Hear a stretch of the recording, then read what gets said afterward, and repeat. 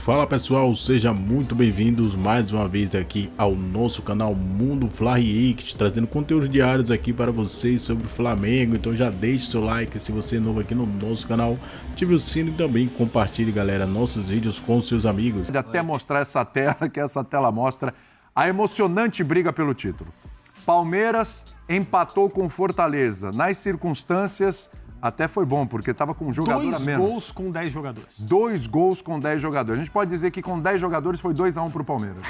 Foi isso. O recorte. Flamengo, 63 pontos, venceu o América. Aí se beneficiou do empate com o Palmeiras e colou. A diferença entre Flamengo e Palmeiras está no saldo de gols. Eles têm o mesmo número de vitórias. O Botafogo, que tem um ponto a menos, ficou no empate com o Santos. De novo, aquele drama, aquela dificuldade.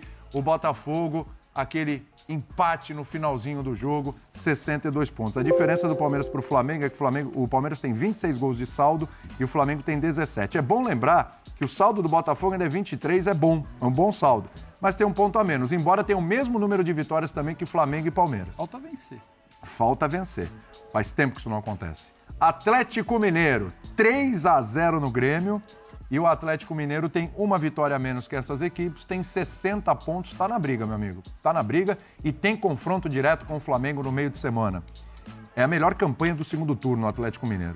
E aí, se quiser colocar, pode colocar o Grêmio com 59, que vem de 2 derrotas, perdeu para o Corinthians, né? O Corinthians com um jogador a menos.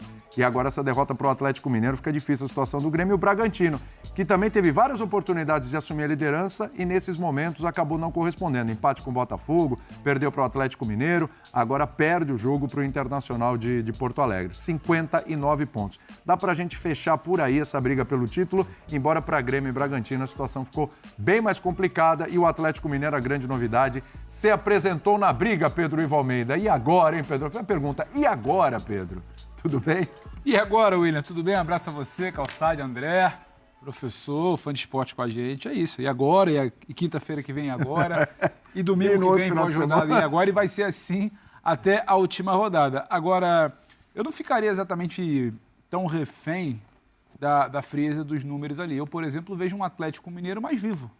Mais vivo porque o Atlético, para mim, tem mais condições de se mobilizar para um duelo direto contra o Flamengo, e ele vai aguardar o que está reservado para ele nas 2 rodadas finais, do que exatamente o Botafogo. O Botafogo, a gente comentava, aqui no linha de passe mesmo, ao longo da programação durante a semana, que no meio da semana me assustou porque o time não conseguia nem fazer o jogo dele com bola. Era um time apático em todos os sentidos. Hoje ele não foi um time apático em todos os sentidos.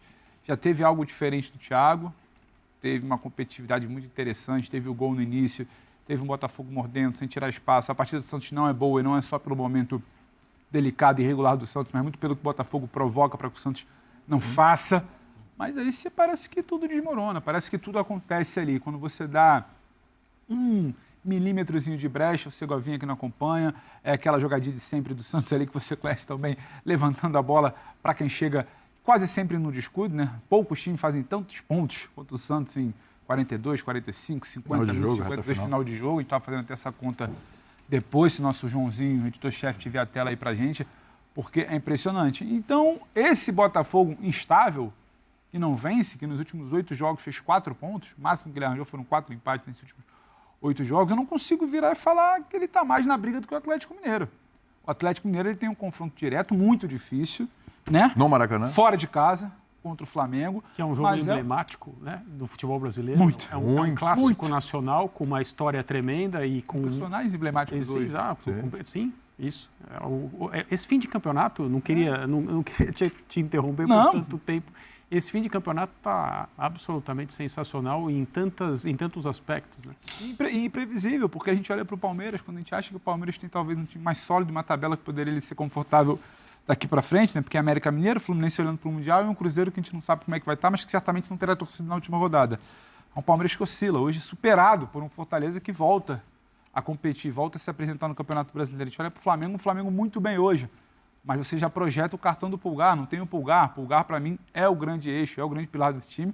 O Flamengo sem empolgar, por exemplo, no primeiro tempo do meio de semana, é um Flamengo com problemas e vai enfrentar um time com qualidade, um time embalado. Então você olha para esse campeonato, você não consegue olhar e falar, não, porque agora dá para fazer a projeção, porque o Flamengo vai ganhar aqui, o Atlético vai perder ali, o Palmeiras agora não perde mais. Você não consegue. Agora, do que a gente consegue perceber, enxergar em campo, que para mim vai além das contas, é que eu vejo Flamengo e Palmeiras disputando, com a cabecinha ali, aquela corrida de cavalo, a cabeça um pouquinho, mas meio corpo de vantagem para os outros. Flamengo e Palmeiras brigando, e o Galo querendo se colocar na briga a partir do que pode fazer no meio de semana. Botafogo um pouco atrás, pelo que não consegue fazer, sustentar, principalmente do ponto de vista emocional nessa reta final de campeonato. Sim. Lembrando, Palmeiras e Flamengo, a diferença está no saldo. Sim. 26 para o Palmeiras de saldo, 17 para o Flamengo. Então, se eles tiverem resultados iguais, é claro que você tem que olhar para quem está atrás também, o Botafogo e o Atlético Mineiro. Mas na briga dos dois, se eles tiverem resultados iguais, o Palmeiras vai chegar na frente, professor. Ainda tem a vantagem do saldo, mas chegamos nesse ponto do campeonato, onde a vantagem é o saldo de gols. Até o número de vitórias está igual, prof. Tudo bem? Pois é, William, boa noite a você, aos companheiros, todos que nos assistem, todas que nos assistem. A rodada, a liderança é verde, mas eu acho que a rodada foi rubro-negra. Ah, foi. Foi rubro-negra porque antes dessa rodada começar, era bem provável que o Flamengo vencesse o seu jogo contra o já rebaixado América num campo que nem neutro é rubro-negro. É rubro-negro. Era rubro-negro.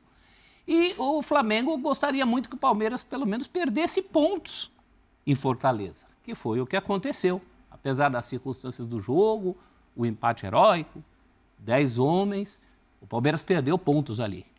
E o Botafogo também perdeu pontos. Acho que essa é a pedra de toque que faltava para esse desespero botafoguense, né? Porque só falta perder o título para o maior rival. Se o Botafogo vencesse hoje, o que estava acontecendo até o final do jogo, o Botafogo seria líder.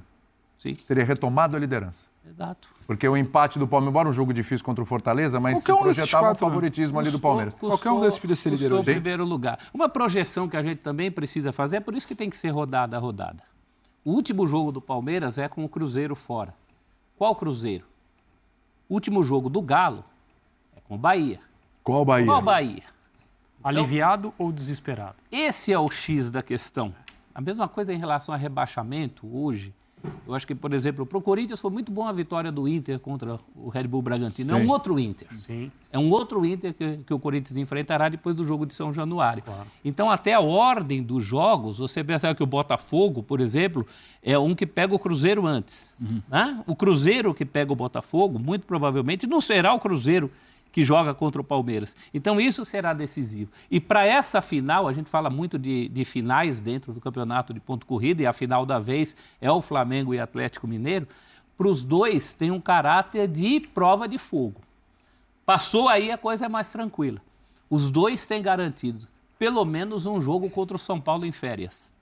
O Flamengo tem também o Cuiabá em casa, Sim. que é o jogo ganhável, e o outro jogo do Galo é o Bahia fora, né? Que eu já citei que Bahia que o Galo pegará. Então, nem para isso dá para fazer projeção. Tenho para mim, desde sempre, que o caminho do Palmeiras era o mais fácil de todos. E que o jogo certamente mais difícil era o de hoje. O de Minas contra o Cruzeiro pode ser difícil ou não. Posso só, antes de passar para o Carlos Pondré, te fazer uma pergunta, porque eu tenho um pouco essa sensação a liderança é verde, mas a rodada ela é positiva para o rubro-negro, para o Flamengo. Mas eu também tenho essa sensação que quando a gente olha, a gente precisa olhar para o meio de semana, para esse Flamengo e Atlético, que eu acho de um risco altíssimo, não tem nada fácil.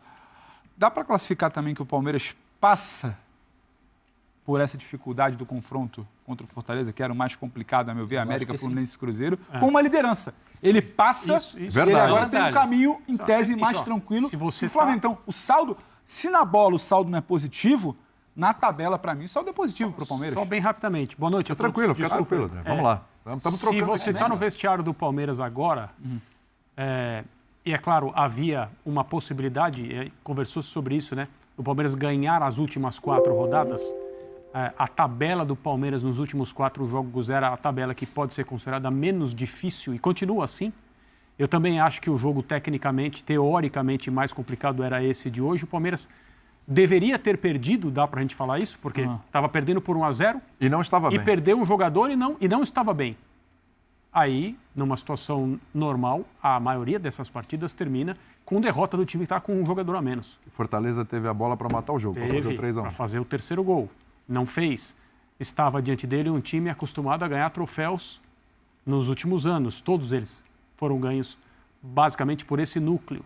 O Palmeiras não está jogando maravilhosamente bem mesmo, mas está lutando como se não fosse um time que foi tantas vezes campeão recentemente. Sim. Tá bom, a temporada não foi como se gostaria. O Palmeiras tem a possibilidade de fechar o ano, como foi o ano passado. Não vamos esquecer, é o atual campeão brasileiro, com mais um troféu.